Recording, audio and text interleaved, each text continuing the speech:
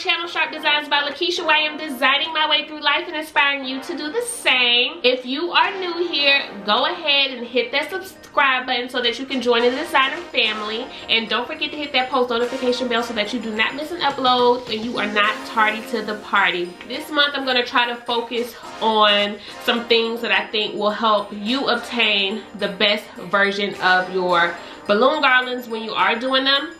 I also want to do a few smaller projects that will help accentuate your events as far as centerpieces and things like that for this month. And so today on the vlog we are going to be working on doing clusters. I did save some clusters from one of the vlogs that I did last month. I went through the comment section on some of my past vlogs, and one of the things that you guys were asking a lot about was a tutorial basically on how I do my clusters with the 260 balloons. Did I hit you, boo? I'm sorry, did I hit you? Mommy, sorry. The 260 balloons, so I'm gonna walk you guys through that on today. It's pretty simple, so this vlog shouldn't be short, so definitely stay tuned. So today's vlog, you're just gonna need a pump. I have my electric balloon pump that I use to blow up a lot of my balloons. And then you can also use a hand pump for your clusters, which is a lot more for energy, but this definitely comes in handy for those very smaller size balloons that you want to blow up. So you're gonna basically need a pump. I use both a hand pump and the electric pump. So the clusters that I typically do for my garland vary depending on the style garland. Before I ever start on my balloon garland, I always think, what do I want this to look like? You also want to know where you're going to be setting up your balloon garlands, whether this is a DIY party at home or you're doing this event as a professional doing it for somebody. You also want to make sure you have a visual of where you're going to be setting up. That gives you an idea of how big your garland needs to be, how wide it needs to be, or there's certain parts of it that maybe need to be narrow and things like that. And once you have that visual, you're gonna start, you know, most of the time I look for inspiration in some of my favorite balloon designers on Pinterest. I play with balloon colors. If you need a specific color that you can't quite find a balloon for, you may need to start by mixing and double stuffing balloons, and I can do a vlog on double stuffing if you guys want me to. I can do that for you as well. Just comment down below if that's something you're interested in. You may need to double stuff balloons to come up with a unique color that you need, so definitely want to start planning ahead and knowing what you're going to be doing for your event. And once you got your color combo down, you want to think, is this going to be too busy if I just mix all these colors up, depending on the number of colors that you have that are going to be in your garland? Should I do color blocking with my balloon garland? It's basically going to be up to you, your style. You're gonna find your own style. I'm still working on mine, but I think I have my style perfected. But that's something that's gonna come to you once you start doing balloons. You may think you like someone else's style and want to start off that way, but what works for one person may not work for you, and that's something that I have definitely found out being in the event planning industry. So basically I have a few different samples that I want to show you guys. So this is an example of a cluster that I saved from Dakota's 3rd birthday vlog. If you haven't seen it, I'll link it down or above somewhere in this vlog for you guys. It's also one posted in March, so you can also go back to my video history on my channel. And I blew these up on March 25th. So for those of you who are wondering how long balloons last, they will last you for quite some time. And then the other clusters that I have are from a more recent vlog that I did after hers, shortly after. So looking at these clusters here, you can see that this is pretty much 2 different size ones. This garland I decided to do color blocking, but add a little bit of mix in it. The color of this balloon, these balloons are actually Quelatex blush. So I did all of these same, but I also incorporated different sizes. And then I have this one on this side that is a combination of the colors that I use, but they're also different size. And my specialty that I love the most is organic. I don't like to do the more structured balloon things. Anything that I do, if you ask me or hire me to do it, is going to be organic, because that's just the look that I like, and that's my style. And I have this one over here, which is also a combination of colors and sizes. Boo boo, you too loud, mama. And then I have this one over here, which is also a combination of different color sizes. And then I also have this one on the other side, which is solid. So it's opposite of the one that I just showed you. But these are also blown up different sizes. but they're still all small clusters. I'm gonna show you guys how to do those. I have some random colors that I'm gonna use to do this with you guys. And I'm gonna start off with my bigger balloons. So, I have this, come on boo-boo. And guys, if you are new here to my channel, my child is a very active 3-year-old and she's typically around.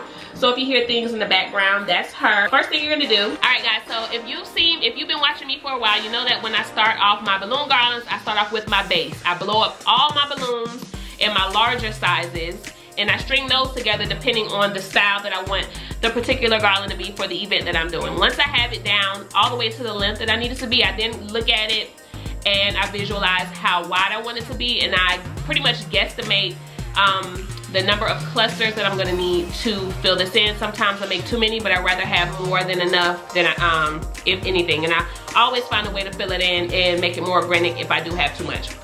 So once I have that done, I start off by making my larger cluster. So I'm just using some random colors that I have here at the house. And when I put it on here to blow up, I hold it down.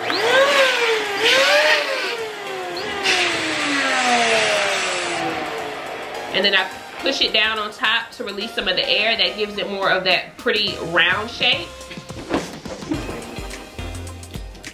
When I'm blowing balloons for my actual garland, I normally do 2 at a time, release the air. But for my clusters, I like them to be very round. I don't like my clusters to have that kind of coney effect.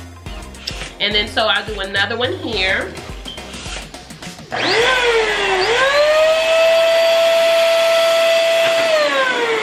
Scared me, girl.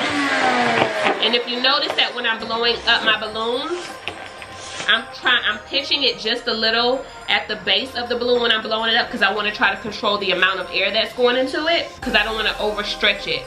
And then these are 2 different sizes and they're nice and round. And then I'm going to tie these together. Now once that's done, I'm going to add one more.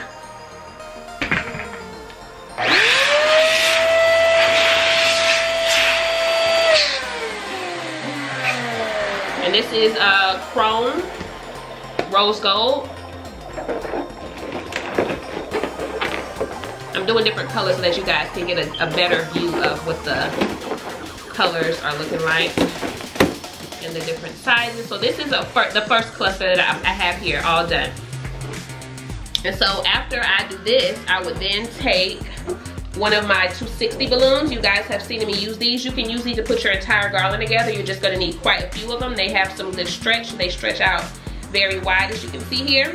But I like to use these for my clusters. You can also use fishing line for your clusters. Probably save you some money.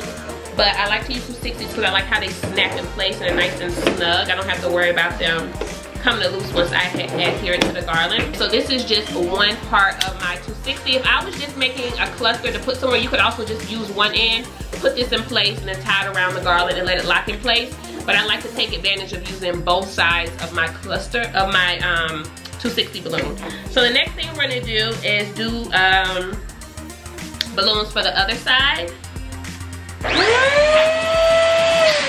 And this is a 12-inch balloon, but if you control the amount of air going in them, like I said, it won't stretch out the balloon too much, and you can't even tell this probably blew up the size of a 5-inch balloon. So technically, if you only have 12-inch balloons, you can get a nice organic garland. You just have to take a little extra time and monitor how you're blowing up the balloons, because if I would have just put this on here, let the inflator blow it up however it did, it would have stretched it out more and it would have been a little more difficult, I feel, to get it round. This is a 12-inch balloon that I practically just blew up like a 5-inch. So I have a few 5-inch balloons, and these are light yellow. These are just some yellow ones that I ordered off of Amazon. If you saw the baby shower I did with the rainbow organic balloon garland setup, then that's with a balloon from that. So basically this is just a balloon pump, and you do have to use a little bit more muscle when you're doing this, but you just basically stick the balloon in here, give it a few pumps, and the pump is good for when you want to do some super tiny ones. Now see, this is blown up probably as full as this balloon would go, but they're different sizes. So I'm just gonna tie this onto here. And you can also blow your 5 inches up using your pump. This pump comes with this extra piece that you twist onto here. It comes with 2. I lost one, but you can have it for both sides. And then I would just slip my balloon over here. And then I'm going to control the amount of air that's going into it. This will bloom a little bit bigger than the one that I did with the pump, as you can see. So now what I could do is I could take this one and I can attach it to the other end here. This is how I do my clusters. If I wanted to, let's say, I know you guys maybe saw one like this one here. You show them how to use that pump, baby. That's right, Poo Poo. You're gonna be making garlands with mommy in no time. Good job, baby. So as you can see, the size in these are definitely different.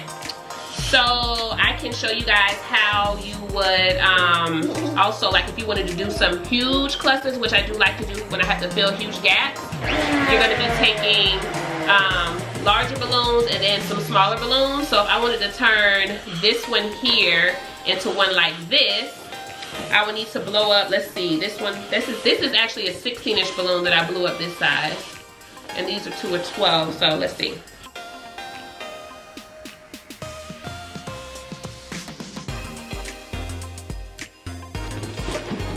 So I'm gonna tie these 3 together. All right, so let's say you've made your garland and you're filling in and you have this area that you feel like just needs a lot more dimension to it. So, but you already have clusters made ahead of time. So you're like, okay, so I have one spot filled in, but I need a way bigger cluster for that. So you already have this. When you pull this out of your bag, this is what you're doing next. So you can add this to this by simply in between here, you're gonna just basically lock them in place, twisting it around. And add it to there, and then voila. So this is really random, guys. I probably wouldn't, I don't know, I can't say never, but it actually looks pretty. This would be pretty for like a baby shower, teddy bear baby shower or something with some chocolate brown. But this is how this looks, guys. But that's it, guys. Really simple. Clusters are really fun. It takes a lot of patience. What I would recommend doing that makes things a lot easier for me. And that's another reason you guys haven't really been seeing me do when I do my garlands for my events. You'll see me maybe blow up the balloons, but you don't always see me do the 5 inches, and that's because I like to get comfortable so that I can take my time, because these are, I feel like the clusters and the smaller ones that you do are what make a balloon garland. Another way that you can actually do clusters too is if you want like super small ones but you don't have 5 inches, you can blow up. But you want to blow it, hold on, boo-boo. But when you blow it up, you can blow up your balloon, but you want to blow it up so that you stretch the balloon out. And you can go back and release some of that air.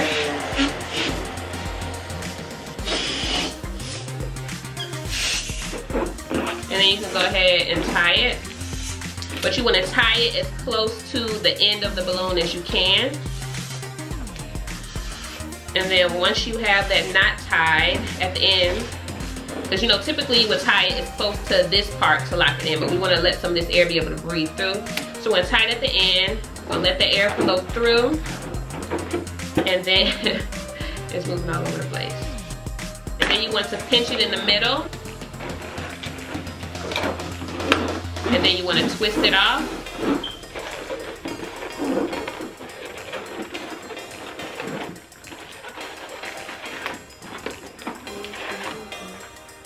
And that gives you 2 actually in one.